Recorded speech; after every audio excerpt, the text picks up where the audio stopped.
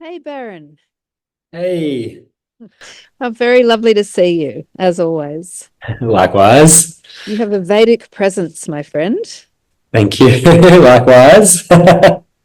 So I am pretty excited that the huge month that you're about to have in October. Is it the whole of October?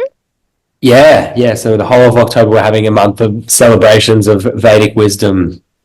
Mm. And it corresponds exactly when we're doing our wisdom from country and culture and community. So there couldn't be a better correlation, I don't think. Divine Um, timing. yeah, divine timing, always.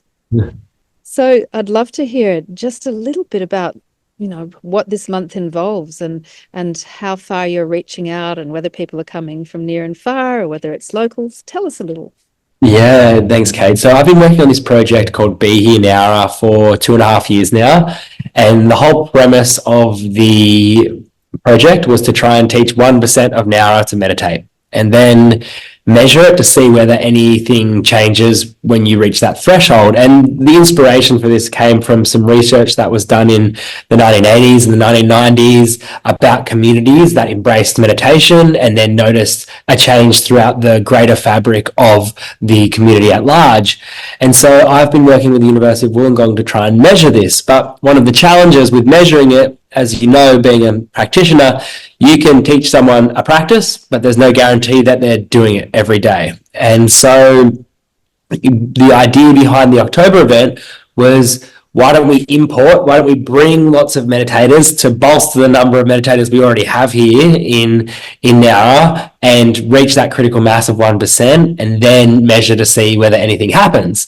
And so we're going to measure the crime rates over the month of October and see during that month, does anything change or happen? And so it's actually beautiful that our events are coinciding during that same time because I think we both know because we love bringing people together, we love organizing events, and that there's an alchemy that happens when you get people together in a room, together. There's something special. So there's some magic that happens, and so we are trying to recreate that. And I think that there'll be this beautiful crossover between our community of meditators and what's happening with Yila, and I'm really excited to be able to share that with our community as well. Whilst it has to do with proximity, and I agree with that, I also think that, the 100th monkey theory that you've just talked about, the fact that if one in 100 people meditate, it creates a force field that actually influences everybody in that vicinity. I think, having the Shoalhaven is a very big area, and we'll be encouraging everybody that comes to our event to do a daily meditation practice to add to that field. So hopefully it will really bolster what's happening on an etheric level, I guess. Yeah, so I agree. You and I are both quite addicted to bringing people together because that is magic. But also just the fact that we're all in this area, which is Shoalhaven, and meditating also thickens that field, that force field. And I'm so excited to see what will happen too. So, are there other indices other than crime rate that can be looked at? So the reason why I like crime rates to look at first and foremost is because it is actually a really good indicator of stress in the community. It's also publicly available, so we're not collecting it ourselves, which can have bias. And also, you can compare to other towns of similar sizes. And they collect crime rate data by postcode, which is quite unique. So there are other things we can look at, things like motor vehicle accidents, more stress, more motor vehicle accidents. We can look at things like hospitalizations. But the thing about hospitalizations is because we can look at Shoalhaven Hospital, but it's not geographically bound. Someone could come to Shoalhaven Hospital from another area because something happened, right. So there's for me, crime rates is the easiest one to look at. And then we're also going to look at, okay, after October, did the crime rate go down and then did it go back up? Or we can compare to towns of similar sizes like Goulburn or Armidale or Dubbo, which have similar crime rates and similar population sizes. So you're starting to get some scientific evidence that you can compare across different postcodes. I I also love that you've noted that, you can teach people to practice. That doesn't guarantee anything. My mother always used to say the pathway to hell is paved with good intention. Right. And it's true. Like if everybody in Australia who's learnt to meditate meditated, how amazing would that be? Yeah, exactly. Um, but I think also the point that you're making is the responsibility, not only for self, but for the wider field. So taking that work on yourself to have a regular meditation practice can influence everything. Yeah. Yeah, Mm. totally. Go, prove it. So tell me what kind of, I know we've got a good number of your events that we're showing through our yearly healing trail. Would you like to just tell us a little bit about those events, maybe? Yeah, exactly. Okay, so first and foremost, we're inviting people to come down and join us for our Monday morning beach meditation. We actually do this every sunrise on a Monday morning, weather permitting. We have a small but mighty group of meditators who arrive 20 minutes before sunrise. They sit down, they bring their own chair, meditate, and then they open their eyes. Someone rings a bell, and the sun is coming out above point perpendicular. And then we invite people to go for a swim if they're up for it, which has been pretty cold in the last few weeks. But in October, it's going to be a little bit warmer. But we invite anyone who wants to join us, our Monday morning group, come down and join that. That happens every Monday. Could I just add a little to that, everybody? It's always at the same location, right? Correct. Yeah, it's Sailors Graves Beach, which is in Vincentia, just as you kind of pass over Moonamuna Creek. It's Albion Street is the first left if you're driving from Huskisson, and it's right there. You park by the gate and walk down to the beach, and you'll see a bunch of people all sitting out with chairs at 20 minutes before sunrise. I love it. So, those of you that for some inexplicable reason can't be with us in October, then go down any Monday and do that. Also, I just wanted to add that Bandarua, which is that peninsula that you look out to, known in our Western culture as Point Perpendicular, is one of the most spiritual places around here. So that's the god of thunder and lightning and weather patterns and all things, who's very powerful, lives right there. And one of the projects that you'll see appear on our program is the establishment of a monument to Bandula, the god. Mm-hmm. Yeah. Beautiful. As we look out there from Huskisson. So stay tuned for that. Please carry on. What else have you got going? Yeah, so there's a few other events we'll be having. There's a woman from the United Kingdom who's coming all the way for this event, and she's going to be teaching some very beginner Sanskrit. So Sanskrit is the ancient language of India.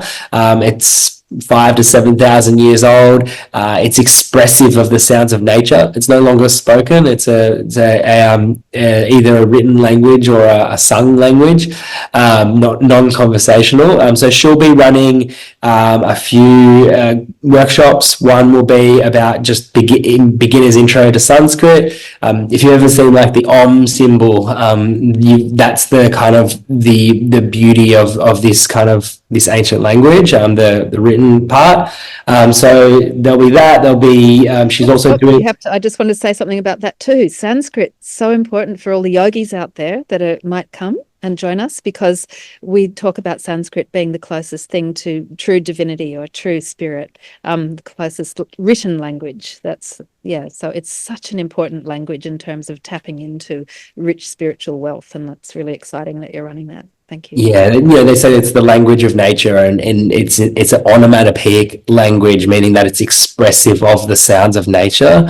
And it sounds beautiful, and then it has this beautiful flow and look to it. So if anybody is looking to just understand just very base level, it's very beginners. It's for everyone. We have you can learn Sanskrit just beginner session at our studio. We'll also be having a session on exploring divinity through art. And so one of our teachers, Camilla, she'll be running a session at Bamarang Bush Retreat.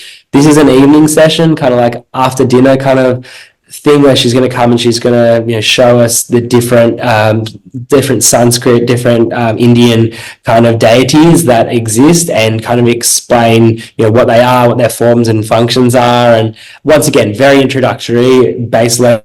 If you know nothing about divinity, gods and goddesses, or art, this is perfect. It's very entry level, and we're going to have some of our participants who are coming going to be doing that as well. It's at Bamarang Bush Retreat, which is a beautiful venue west of Nowra, about 15 minutes west of Nowra.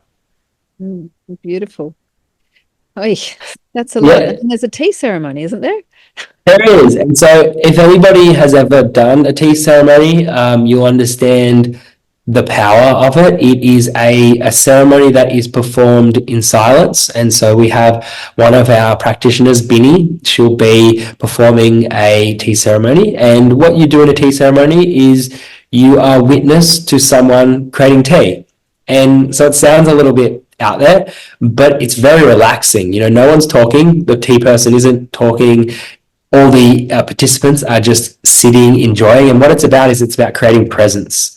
And it can be quite moving because, you know, you're there, you committed the time to enjoy this ceremony, and then you just witness. You witness the serving of the tea, you taste the tea, you smell the tea, you feel the tea going down your throat and into your stomach. And for some people, it's quite profound. At very least, it's very relaxing. The tea is prepared in a very slow and methodical way. And so the whole thing takes about an hour, but it's quite cathartic. It's quite a beautiful ceremony. And then after, you can talk, and there's half an hour to kind of chat with Binny and have a little bit of integration and maybe talk about your experience. And if you haven't done a tea ceremony before, it's such a great way to start the day. It's in the morning out at Bamarang as well.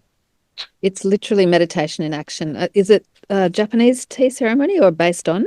Japanese, yeah, it was. So, you know, it's just one of the most mindful things one might participate in, really, because for those of you that have been to Japan, you know the extent of the mindfulness that's practiced there on a day-to-day basis through everything.